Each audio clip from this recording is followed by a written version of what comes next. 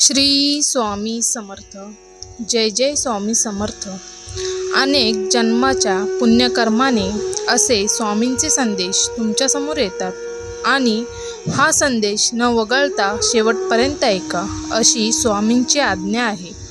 कारण या संदेशामध्ये तुमचे भाग्य बदलण्याची शक्ती आहे.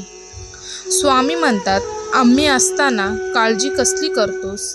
तुझे काम फक्त माझ्यावर अटळ विश्वास ठेवून नामस्मरण करणे आहे. तुझ्या आयुष्याचा कार्यभाग पाहण्यास आम्ही समर्थ आहोत. नामाचा अनुभव कोणता? तर नामाचा अनुभव नामाव्यतिरिक्त दुसरं कशात पाहूच नाही. म्हणजे नामा वाचून दुसरे काही मिळवायचे आहे ही कल्पनाच नसावी.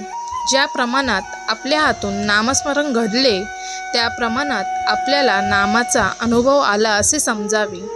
अखंड नामस्मरण टिकले की पुरा अनुभव येतो.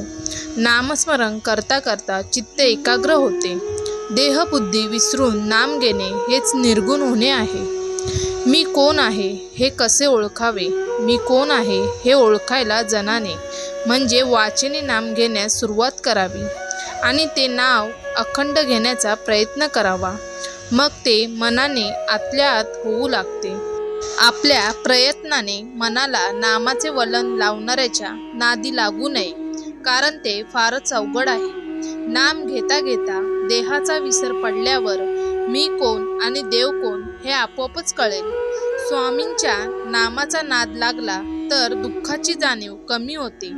दुःखाची जाणीव नसल्यावर दुःख असेल म्हणून बिघडले कुठे? काळोख्या रात्री जशी काठी आधार असते तशी संसारात नाम आधार आहे. खास खळगे काठीच्या योगाने टाकता येतात. तसे मोह, लोभ इत्यादी संसाराच्या अडचणी नामाने समजतात आणि दूर करता येतात. विस्तवाजवळ तूप ठेवले तर ते वितळते.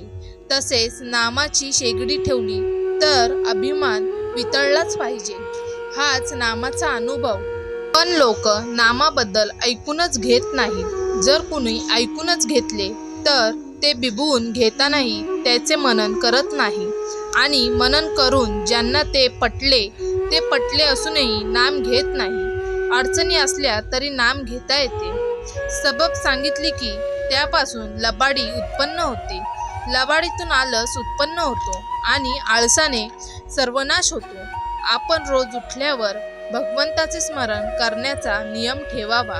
स्नान वगैरे गोष्टी झाल्या तर त्या कराव्या, पण त्यापासून आडून बसू नये.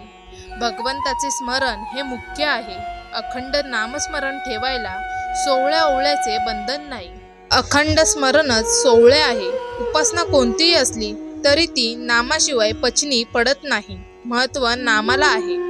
पाण्याशिवाय कोणतेही अन्न पचणार नाही. त्याप्रमाणे उपासनारूपी अन्नाला पचवण्यासाठी नामरूपी पाण्याची जरुरी आहे. म्हणूनच नामाला महत्त्व देऊन ते सतत घेण्याचा अभ्यास करावा. कसाही प्रसंग असला तरी नामस्मरण सोडू नका. त्यातून परमात्मा हाती येईल. नाम घ्यायला स्वतःचीच आडवी काठी असते. ती दूर केली तर नामाचा अनुभव आल्या वाचून राहणार नाही.